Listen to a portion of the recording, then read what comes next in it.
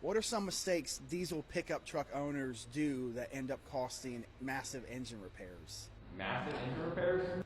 That's a good question. So majority of the customers that come in that we see at High-Rise Diesel here entail a multitude of things. Number one is the customer calls us saying, hey, I've repaired everything on my truck, or I fixed everything on my truck, I've replaced this, this, and this, and it's still doing this, like crank no start, or it rumbles weird, or it has a problem. And they tell us that we've read all the forums, we've talked to all of our friends, talked to our diesel mechanic guy, and we can't figure it out. It still does it. So we ask them, okay, what have you replaced?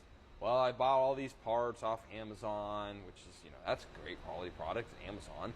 So they say that, and then we get them in, we look at it, and here we go. We have to fix everything that they just touched because, number one, half the stuff on Amazon, unless it's actually name brand, if it's just something that's cheap, I mean, we're replacing it with a quality USA made product or a Mexico product or an OEM product or something that's where the quality standards are high.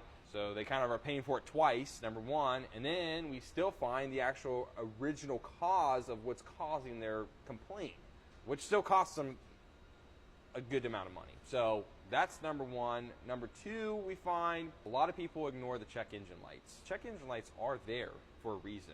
Don't let those things go, because unless you're regularly monitoring check engine lights, like if the code is still one code, a lot of times people are like, oh, that check engine light is, we had a customer specifically that he left with one light on, he didn't want to repair it, it was something small, like a glow plug on a Duramax. It was glow plug 1, but we hadn't heard from him for 6 months, and the truck was having trouble.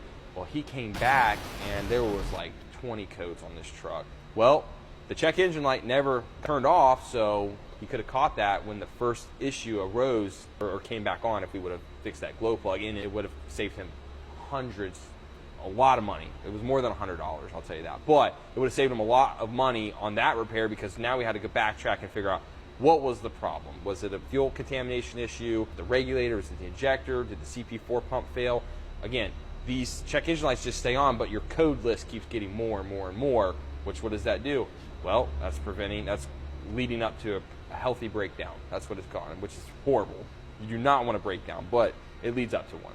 So there's that. Neglect. I mean, do you guys even open the hood on your truck to look and just poke your head around like, what's my air filter look like? I always recommend too. You guys are walking out to your truck, from the grocery store or the gym, you look under there, you see like a big old puddle, your oil level, don't neglect it, get it addressed, or keep the oil up on it, pop the hood, make sure you see what's going on. So that's my best thoughts on what costs diesel truck owners the most money, is those three things.